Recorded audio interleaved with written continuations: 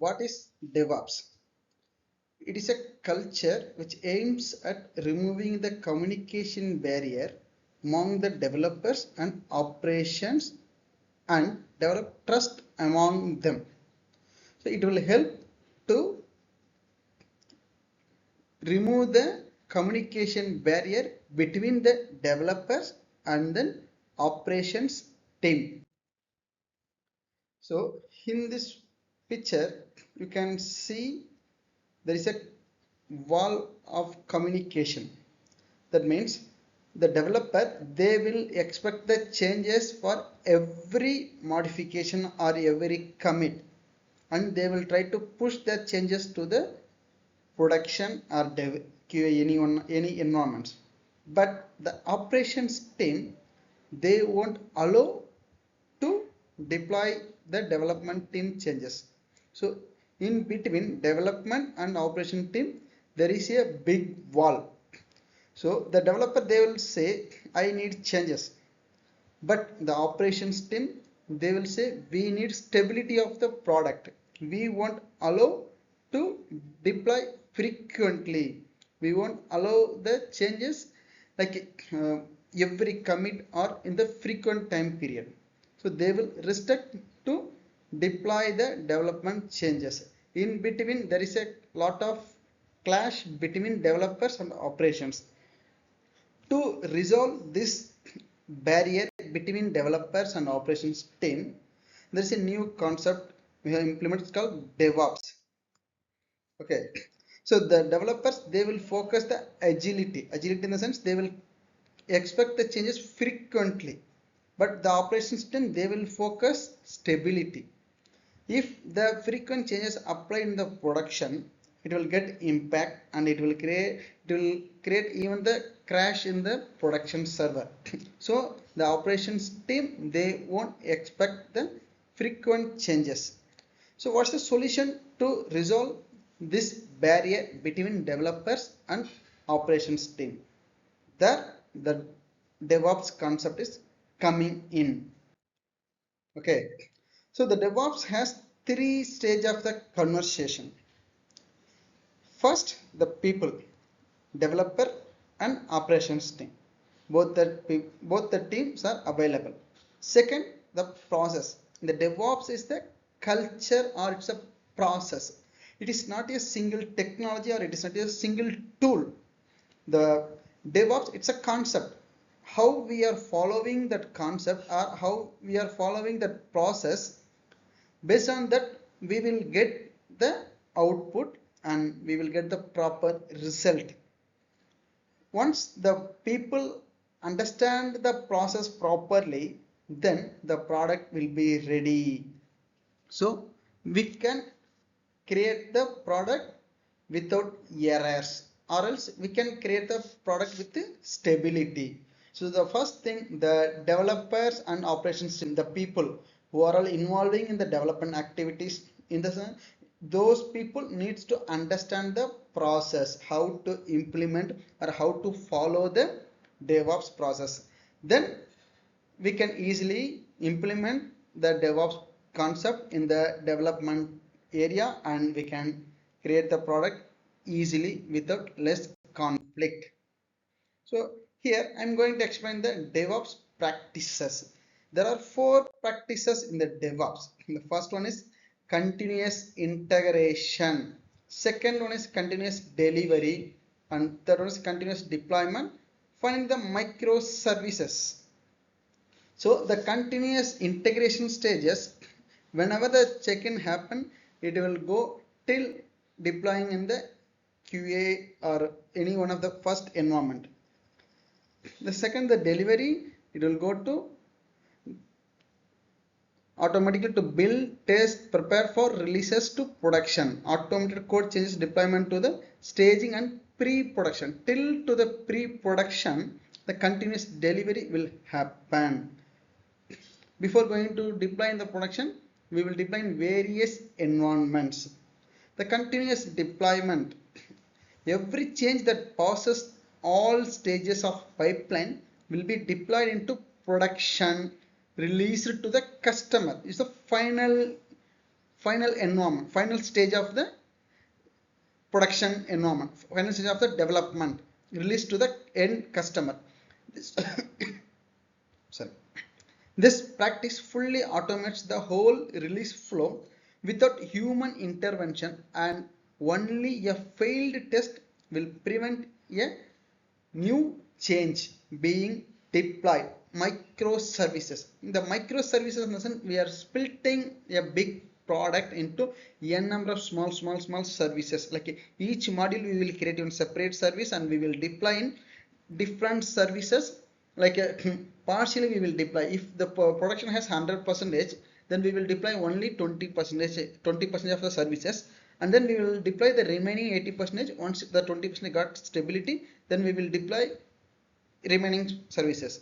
So in that case, microservices will come. In that situation, we can get very less. So DevOps. DevOps is a software development methodology which improves the collaboration between developers and operations team using various automation tools. So it's a collaboration between developers and operations team. Between developers and operations, if there is any issue, or it is helping to collaborate between those two teams. These automation tools are implemented using various stages which are part of the DevOps life cycle. These are the various stages in the DevOps process. The first stage we can consider as a plan. It's starting in the plan. Once plan initiated, second it will go to the code. Then third, once code is ready, we will do the build. Once build is completed, next step we can do the testing. Once the testing got success, it will go to release stage. If the release is done, next we want to go into do deploy. Finally, it will go to operate and then monitor. Once deployed, the operations team will handle that. Then we need to monitor the services. Here I will explain about the list of tools in the CI/CD process. So in the DevOps life cycle, these are the various tools we are using. For the code, when we do the coding, we are using different tools like a repository, issue management tool, document management tools, and all we are using. Once the code is ready, we will do the build. We can do build using Maven and npm. Like there are many tools we have to do the building activities. MS build and all we can use. Once the build is completed, next we will go to the testing. There we can do unit testing, integration testing, stability testing, and all we can do that. Testing is done, we can do the releases using the CI/CD tools like Jenkins, Bamboo, TFS. Now we have the GitHub action. Using those tools we can do the releases. Next step we can do the deployment. In the deployment stages we have the Docker deployment, AWS, and then we can do the manual deployment also we will do. In the operate stage we have the Chef, Ansible, Puppet, Kubernetes, and all we have. These tools will help to set up the operations operate, and we can make the entire environments. In the monitoring, we have the number of monitoring tools: Nagios, Splunk, and Datadog. It will do the monitoring and it will send. If the any service is going down, it will automatically send the mail to the team. The different phases in DevOps: continuous development, continuous testing, continuous integration, continuous deployment, continuous monitoring, and continuous feedback. The first step is continuous development. The first step is continuous development. The development should not get failed, or it should not waiting for the next stage. So in that say we need the development continuously. So in that case we will use the any repositories like SVN, Git, TFS, those kind of repositories. The development team, they will directly check out their source code and they will commit there. Once they complete the development, they will commit in the repository. Once development is completed, next stage it will go to the testing. Testing success, then we will go to integration and then deployment, monitoring. Finally, it will share the feedback. What is shift left?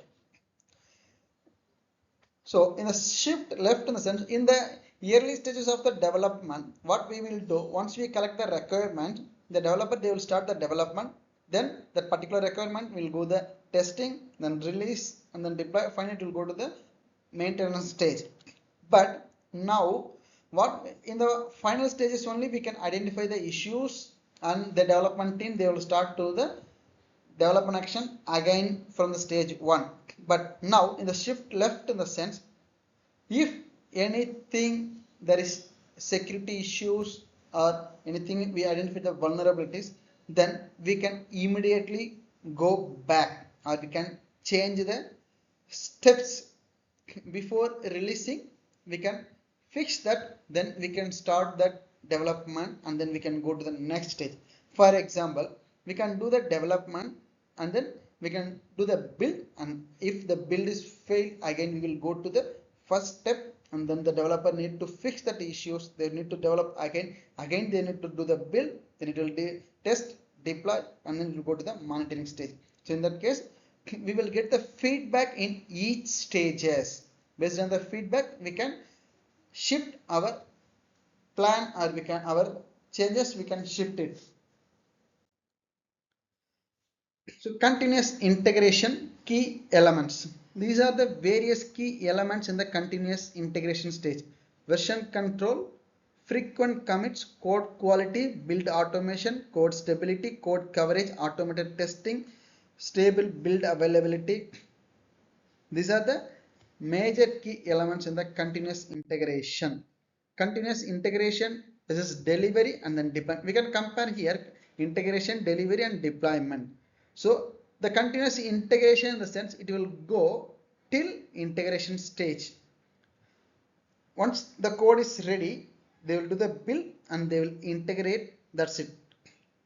Till that stage, it will go to the continuous integration. The continuous delivery, it will start from the code development, then build, then integrate, then till releasing the product, releasing to the particular environment. Till that it will go. For example, we can consider dev environment, it will go. The next, continuous deployment. Continuous deployment, in the sense, we are deploying in the various environments, it will go. The DevOps involved in all these three: continuous integration, continuous delivery, and continuous deployment. All three, it will be linked. It's called DevOps. So it will send the community